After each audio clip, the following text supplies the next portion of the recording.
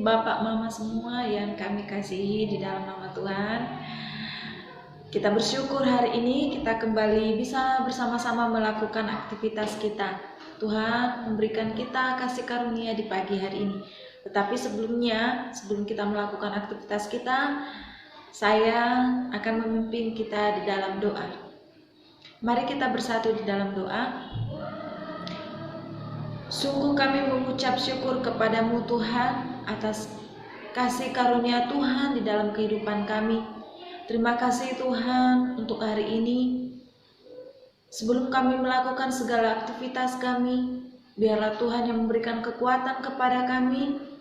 Tuhan berikan hikmat kepada kami, sehingga kami melalui kegiatan-kegiatan ini, kami bisa melakukan hal-hal yang baik untuk anak-anak kami.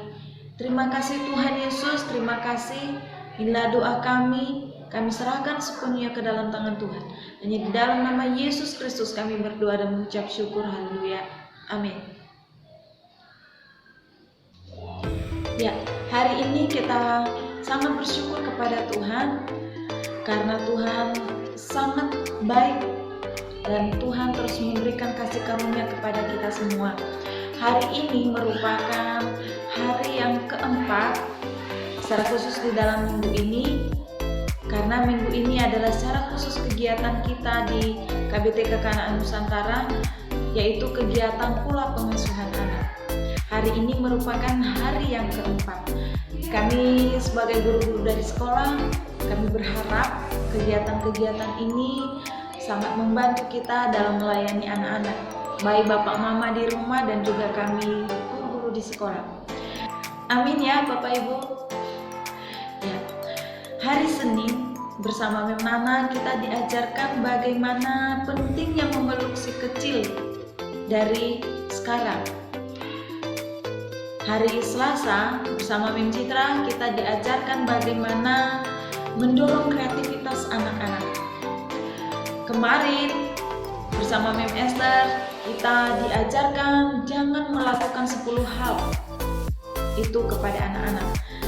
Kami percaya kita semua telah mengikuti dan semoga bisa kita terapkan di dalam kehidupan kita bersama anak-anak setiap waktu, setiap hari, setiap detik.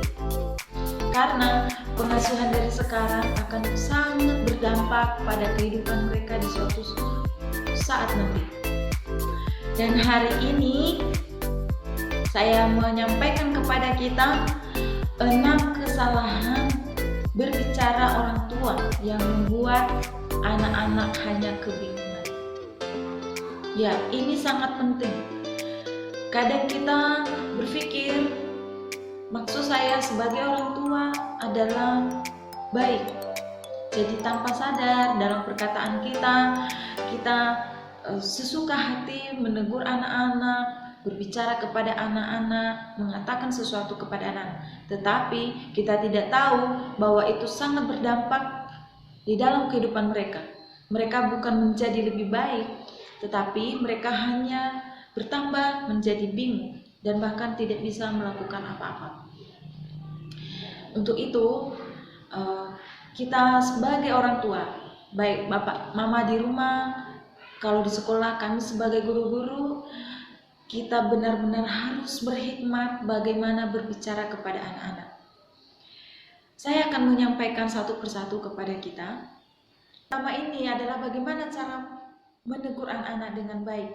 Ya, kita harus menegur dengan kata-kata kita, dengan cara kita yang bisa diterima anak-anak.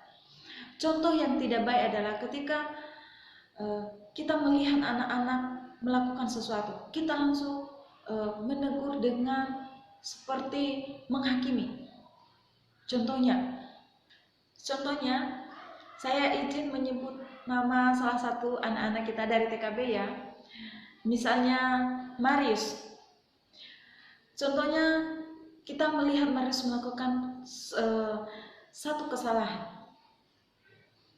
Ingat, motivasi kita sama-sama menegur. Tetapi cara kita, apakah cara kita benar atau tidak benar? Cara yang tidak benar.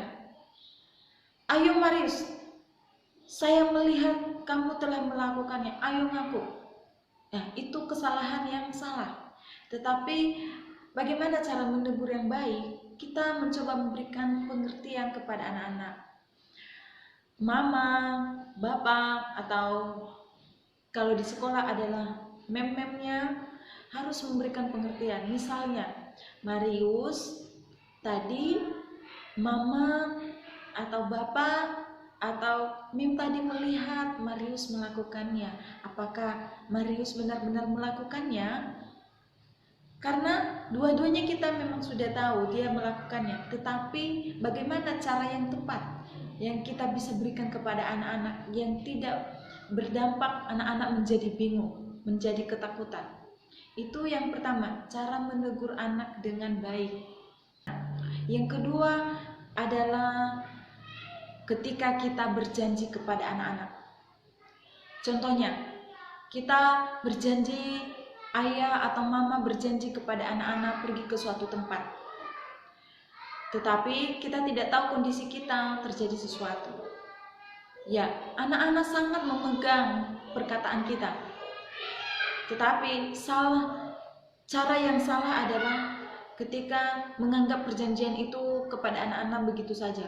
Jadi ketika kita tidak bisa melakukannya, respon kita hanya mengatakan, ya besok-besok kita bisa pergi lagi, lain kali kita bisa pergi lagi. Tetapi kalau kita mau berbicara dengan bijak, kita bisa minta maaf kepada anak-anak. Kita menjelaskan situasi kita. Misalnya, maaf ya nak, hari ini kita bisa pergi ke suatu tempat. Misalnya di mana, entah ke mall, entah jalan-jalan. Tetapi kenapa kita tidak bisa pergi hari ini? Kita harus mengasih tahu situasi kita. Karena misalnya ayah sibuk, ada tamu tiba-tiba, atau ada yang sakit. Tetapi nak, lain kali kita bisa pergi lagi, atau minggu depan kita bisa pergi lagi. Itu hal-hal kecil.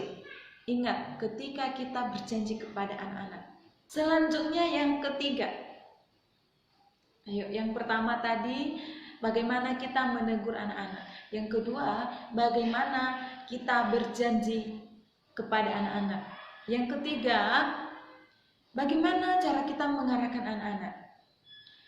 Ada dua tipe biasanya bapak, mama atau sebagai orang tua atau guru-guru pun di sekolah, ada dua tipe biasanya tanpa disadari. Dikit-dikit membantu, dikit-dikit membantu. Tetapi yang satu adalah mengarahkan, memberikan kepercayaan kepada anak-anak untuk melakukan. Contohnya, tuh kan tadi mama sudah bilang kamu gak bisa melakukan. Tuh kan akhirnya seperti ini. Tuh kan kamu gak bisa. Akhirnya anak-anak, ini adalah cara yang salah. Anak-anak tidak pernah bisa melakukan apapun. Tetapi kalau orang tua yang bijak, yang penting melihat situasi, melihat kondisi, apakah itu layak untuk anak-anak, tidak berbahaya untuk anak-anak, diberikan waktu untuk anak-anak melakukan. Ketika dia melakukan kesalahan, fungsi orang tua adalah mendampingi, membangun kepercayaan ketika anak-anak melakukan kesalahan. Contohnya, tidak apa-apa, kamu sekarang tidak bisa, coba lagi, nanti pasti akan berhasil. Ketika dia melakukan kesalahan lagi, saya tidak bisa, mama, ya orang tua bisa membantu, ayo, terus diberikan semangat. Lama-lama kamu pasti bisa. Itu harus ditanamkan di dalam hati anak-anak. Ini yang ketiga, adalah bagaimana cara mengarahkan anak-anak dengan baik. Tidak semata-mata, jangan, tuh kan kamu gak bisa. Motivasinya sama-sama baik. Dia melakukan sesuatu untuk anak-anak karena supaya mungkin anak-anaknya tidak jatuh, lebih cepat diselesaikan. Tetapi bapak, mama, semua, kita semua, ini adalah cara yang salah. Keempat, di mana kita sering melakukan kesalahan kepada anak-anak ketika berbicara, yaitu saat kita memberikan nasihat. Contohnya, ketika anak-anak melakukan kesalahan, kita Salah yang cara adalah ketika kita menasihati anak-anak tetapi memberi ancaman. Contohnya, kan sudah pernah mama sampaikan jangan melakukan itu.